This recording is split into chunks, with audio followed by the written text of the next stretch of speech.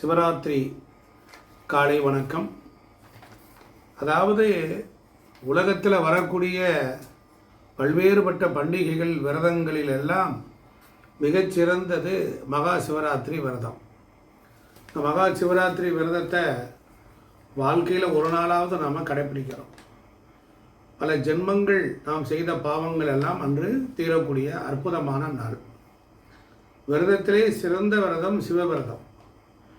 எத்தனையோ விரதங்கள்லாம் இருந்தாலும் மகா சிவராத்திரி மாசி மாதம் வரக்கூடிய அந்த பண்டிகை 14 லோகங்களில் உள்ள எல்லா ஜீவராசிகளும் வணங்கும்.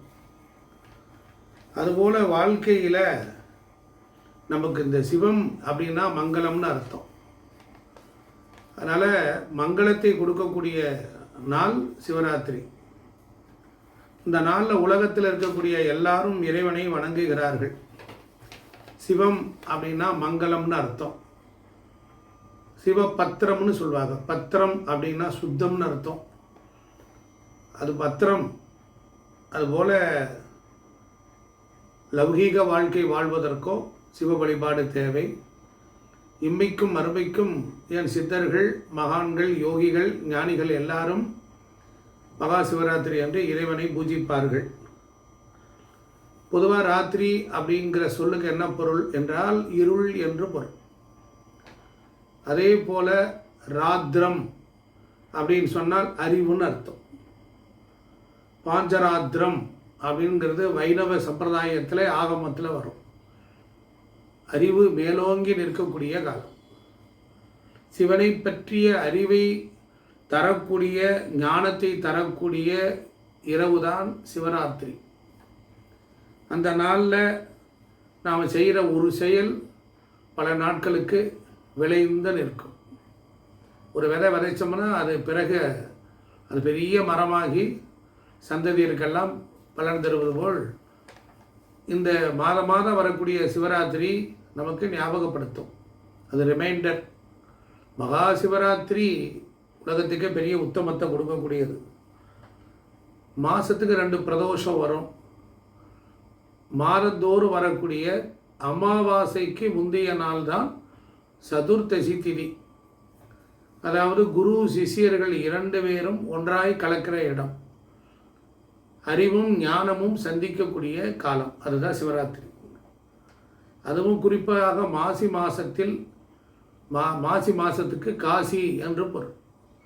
அந்த கும்பம், அந்த கும்பத்துக்குள்ளே பார்த்தீங்கன்னா தேங்காய் மாவிளை வச்சு நூல் சுற்றி பூக்கள்லாம் அலங்காரம் பண்ணி உள்ளே தீர்த்தம் விட்டு தெய்வீக மூலிகைகள் எல்லாம் போடுவார்கள்.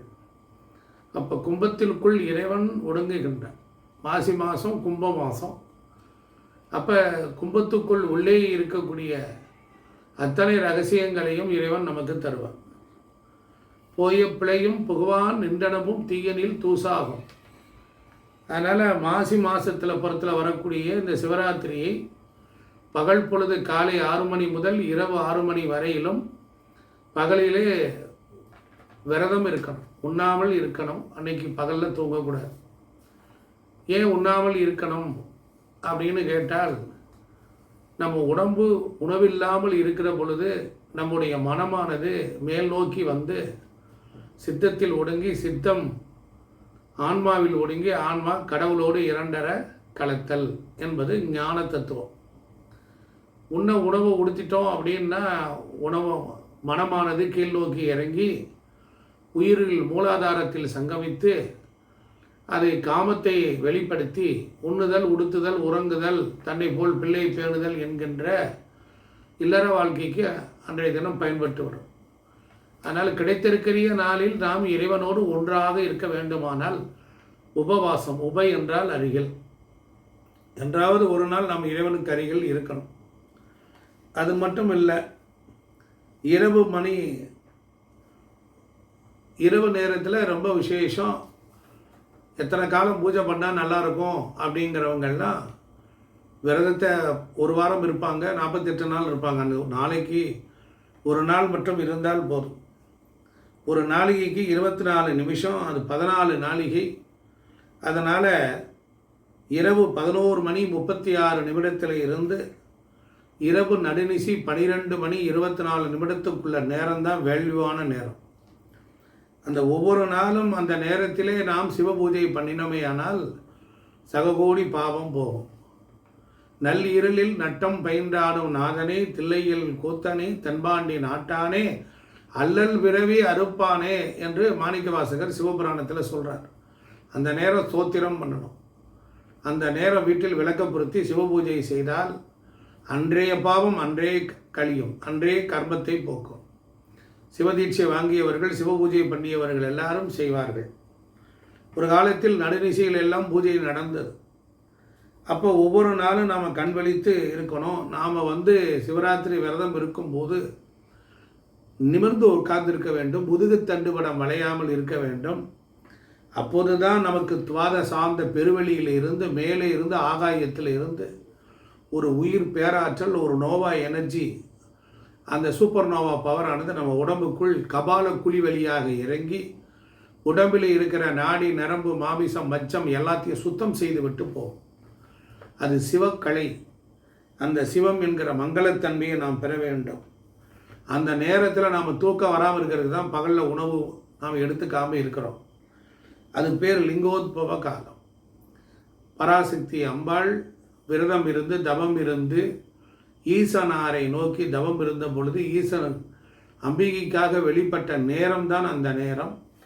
அந்த நேரம் பொறுத்தளவில் எல்லா இடங்களிலும் பூஜை நடத்துவார்கள். உலகத்தில் இருக்கிற சிவாலயங்கள், குலதெய்வங்கள், அவரவர்கள் குடும்ப தெய்வம், இஷ்ட தெய்வம், எல்லா தெய்வங்களும் ஒன்றுபட்டு அந்த நேரத்தில் ஈசனை வணங்கி கொண்டிருக்கும். வருஷமெல்லாம் கோயிலுக்கே போகாதவர்கள், குலதெய்வம் கோயிலுக்கு போகாதவங்க எல்லாம் அன்றைக்கி ஒரு நாள் மாசி பச்சை மகா சிவராத்திரி என்று எல்லாரும் கூட்டம் கூட்டமாக சாரையாக அவரவர்கள் குலதெய்வத்துக்கு போய் சேர்ந்து அந்த இரவு முழுதும் தங்கி இருந்து ஆடி பாடி அண்ணாமலை கைதள ஓடி போகும் நமது உள்ள வினைகள் என்கிற மாதிரி ஆட்டம், பாட்டம், கொண்டாட்டம், பஜனைகள், தோத்திரங்கள், பாடல்கள், ஸ்துதிகள் எல்லாம் இறைவனை சிவனாரை பாடி பாடி பாடி அந்த மாதிரி இருக்கக்கூடிய காலம். அதனால் அந்த நேரத்தில் பல ஊர்களிலே மயானத்திலே மாசான பூஜையெல்லாம் நடக்கும். நான் ஒரே ஒரு விஷயம் சொல்கிறேன். உலக உயிர்களின் பொருட்டு அம்பாள் இறைவனிடத்தில் வேண்டி, இறைவன் அரூபமாக இருக்கக்கூடியவன் லிங்க ரூபத்திற்குள் வெளிப்பட்டு நாம் சிவத்தை பூஜை பண்ணக்கூடிய ஒரு மகாபாகியத்தை இறைவனார் அருளி தந்தது தான் இந்த மகா சிவராத்திரி. நமக்கு லிங்க வடிவம் கிடைத்தது. லிங்கத்தில் ஆவடை என்று இருக்கும் அந்த பீடத்தில் தான் அம்பாள் இருக்கிறாள். அதில் மேலே உள்ள பானம் என்பது சிவத்தை குறிக்கிறது. ஆகையினால இந்த துவாத சார்ந்த பெருவெளியில் இறைவனுடைய திருவருளை பெறுவதற்கு அந்த நேரம் லிங்கோத்பவ காலம். உற்பவம், உற்பத்தியானது. உலக உயிர்களை எல்லாம் இறைவன் உருவாக்கியது அந்த நேரம்தான். அதனால் அது 4 காலமாக பிரிக்கிறாங்க. மாலை வேளையிலே சூரியன் மறைந்த பிறகு 6 to 9, இரண்டாவது 9 to 12, மூன்றாவது காலம் 12 மணிலிருந்து 3 மணிக்குள், 4வது காலம் 3 மணிலிருந்து காலை 6 மணிக்குள். நிறைய பேர்கள் வீட்டிலே சிவ பூஜை பண்ணலாம்.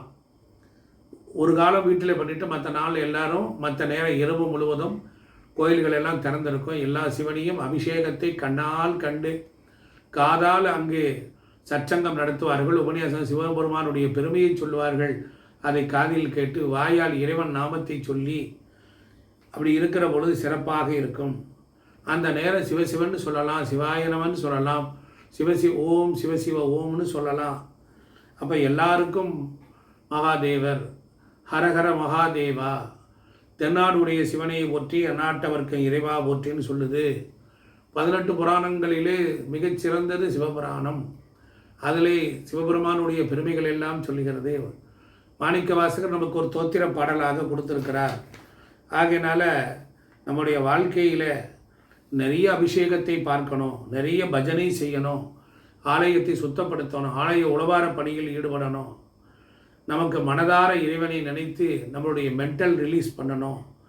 அதனால் நம்முடைய இந்த சிவ வழிபாடு உயர்ந்தது என்பதை சொல்லி எல்லோரும் இன்புற்றிருக்க வேண்டும். வேறொன்றும் செய்யாய் பராபரமே என்று திருச்சிராப்பள்ளி தாயுமான சுவாமிகளை சிந்தித்து எல்லோரும் மகா சிவராத்திரி என்று விரதம் இருந்து சிவன் அருள் செந்தமிழ் செல்வத்தை நாம் ஆனந்திப்போம், ஆராதிப்போம். ஓம் சக்தி பராசக்தி.